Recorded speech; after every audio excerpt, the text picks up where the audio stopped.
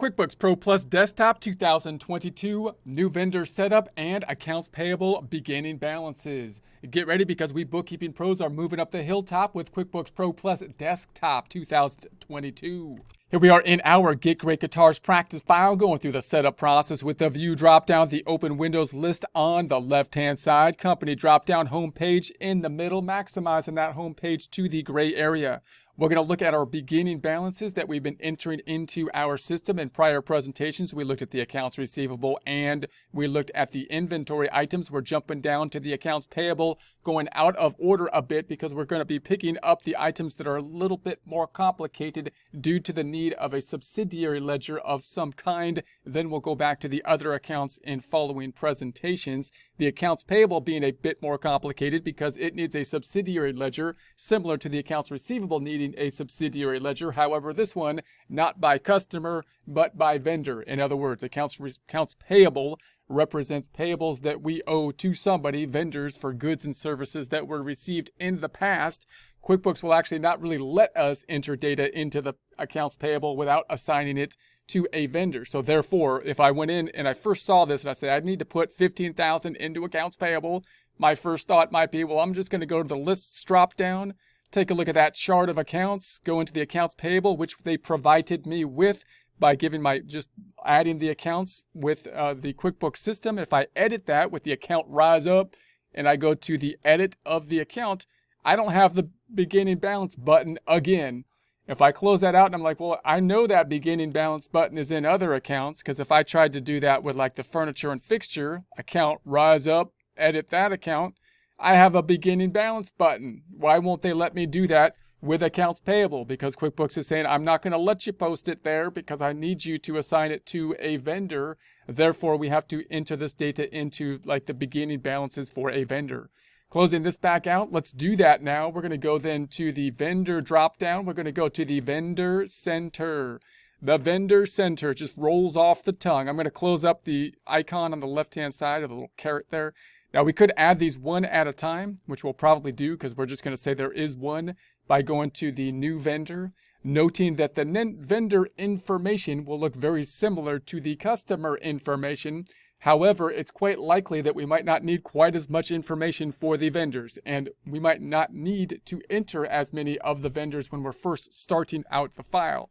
So in other words, for vendors that are like typical payments that we make, like the month-end payments to the utilities, bills, the electric bill, the water bill, and normal kind of vendors for supplies and so on and so forth, we might not need to enter that data into the system because as we make transactions, as we enter bills, as we enter checks, as we pay people, we can add those vendors as we go, and typically all we need is the vendor name. That's all we typically care about, just so that we can make the transaction and get what we need. However, we might have a few vendors which are very critical to us. Oftentimes, if you're dealing with inventories, that's going to be the people that you're buying your inventory from. And obviously, if we owe money on the vendor side of things, as we enter the data, we need to put their vendor information. So for those particular items that are people that we work with a lot, then we might need more information like the name, the company information, the phone number, and so on and so forth. But the only minimum information you need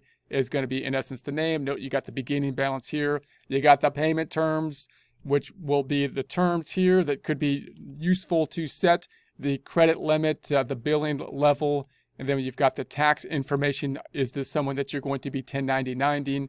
And then account settings tell us which expense accounts to profile when you enter bills for this vendor, and then we have the additional information. Notice this is an attempt to kind of make the population of, say, a bill or something a little bit easier. Oftentimes you may not need that because if there is one or two accounts that you populate it with, you'll kind of be able to memorize the prior transaction, but it might be a nice kind of deal here or setup to enter these accounts to kind of make the data input a little bit easier. So I'm going to basically close this back out for now. And then you could also, if I hit the drop down here, add multiple vendors in a similar fashion as we did with the customers. And it looks like a similar layout as we did with the items. Now, we're not going to do that with the vendors this time. We're just going to add one vendor because we're just going to put the full balance in one vendor. But you'd have the similar process. You'd want to say, if I have a whole lot of vendors that I want to enter at the same time, which you may have a whole lot of vendors, but again, you might not need to enter all of them at one point in time, because you might just say, hey, I'm just going to populate the vendors as I make my normal kind of payments, enter my bills, and then enter the vendors that I really need to enter up front, the primary vendors, those possibly I buy inventory with. If you get that list, then you can export that list possibly to some kind of spreadsheet like Excel, and then you can organize your headers up top here, customizing the columns in a similar fashion as we saw. These are the columns that are shown. We can add or subtract them, move them up or down as we saw with the customers. And once they are situated, we can copy and paste from the Excel worksheet directly into our list here. That probably being the most easy way to add a long list of vendors, noting that you can typically get your vendors, if they're in a separate system, like possibly like an email list or a contact list or another kind of software, then you can usually export it in some way, shape, or form to Excel. Then use your Excel to populate the category headings to line up as best as possible, to then copy and paste them over. We're just going to assume we have one vendor, so I'm going to close this back out, and I'm going to assume the entire balance due is from one vendor. So I'm going to hit the drop down. I'm just going to add a new vendor, and I'm going to say that this is going to be coming from Epiphone, which I hope I spelled right. I know I've spelled things wrong from time to time. I apologize if that. So in any case, this is going to be the opening balance of the 15,000. It's like, at least you can get the company name right, couldn't you? In any case, so now we're going to say this is going to be as of 12/31/21, which is going to be the end of the prior period, so that we can then populate it as of the beginning of this period, which we're going to be working in and starting out as of the cutoff of January 1st, 2022. So note that this is likely to enter a transaction because it's going to enter a bill, you would think, because that's normally the transaction that might be associated with a vendor, and it's going to enter the bill maybe to an expense account, which is going to hit the income statement, which you might say, no, that's a problem. I want it going to equity, but the income statement will roll out into equity. So it will be okay because we're going to be starting our business as of January 1st, 2022. So the income statement will clear itself out. So then you could put the added information if necessary down here. I won't populate all of it, but you might have then the full name, of course, the phone numbers, the work phone number, the mobile, and so on and so forth. The tax payment account, so the payment terms might be worth setting. I'm going to leave it blank. Here, we're going to say the Epiphone on the check, credit terms, if applicable. Tax settings, do you need to 1099 Epiphone? No, because they're a corporation typically, so large corporations typically not. If I select the account that's going to be impacted, I'm going to leave that blank, and I'll do that. I'll make that easier in my case by actually entering the data in the bill and the check, and then it'll kind of memorize that data to help me with my data input. So I am not going to put anything here. Additional information, if we have additional information, we can add that additional information into the custom fields here. So I'm going to say OK, and it should then show here we got the 15,000. Notice it put that transaction in as a bill. What's it going to do to the other side? That should increase accounts payable. Where's the other side going to go? I'm guessing they're going to just dump it into the income statement with some random account of an expense account, and then it'll roll into equity. Let's check it out. I'm going to open up the triangle here, whatever that is, the caret, and then reports drop down. Let's look at the balance sheet. Company and financial, balance sheet report, balance sheet standard. Adjusting the date to end at, let's say, 12/31/21. So now we've got our accounts payable. That looks right. So that looks right. If I double click on it, then we've got our bill. So they did it with a bill. So if I double click on that, what is this thing up here? I don't want that thing. Then there's our bill. So now they entered it with a bill. Look where they put the other side. They just dumped it into, just like I thought. I totally knew what they were going to do. They put it into uncategorized expenses. What is that? That's not even an account. That's going to cause problems, isn't it? No, because it's going to roll into equity. So I'm going to close this back out and then close this back out. And then let's go to the reports drop down, company and financial, and take a look at the P&L report. Changing the dates up top from 01/01/21 to 12/31/21. And so there now we've got this random expense account, 15,000 in uncategorized expense. Not a problem though, because that's in the prior year before we're really starting our data for this current software or this current data file.